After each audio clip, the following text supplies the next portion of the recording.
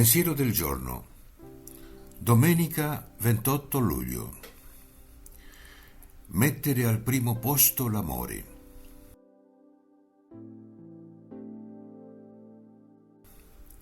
In generale, nell'amore umano si ama perché si è amati.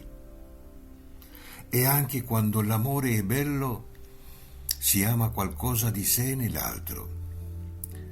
C'è sempre qualcosa di egoistico nell'amore umano. Oppure, per amare aspettiamo che l'interesse ci porti a farlo. L'amore soprannaturale divino, invece, è gratuito. Ama per primo. Perciò, se vogliamo far vivere in noi l'uomo nuovo, se vogliamo mantenere accesa in noi la fiamma dell'amore soprannaturale, dobbiamo essere anche noi i primi ad amare. Testo di Chiara Lubich.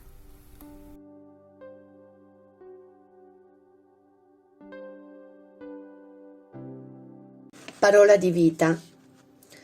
Luglio 2024. Il Signore è il mio pastore, non manco di nulla.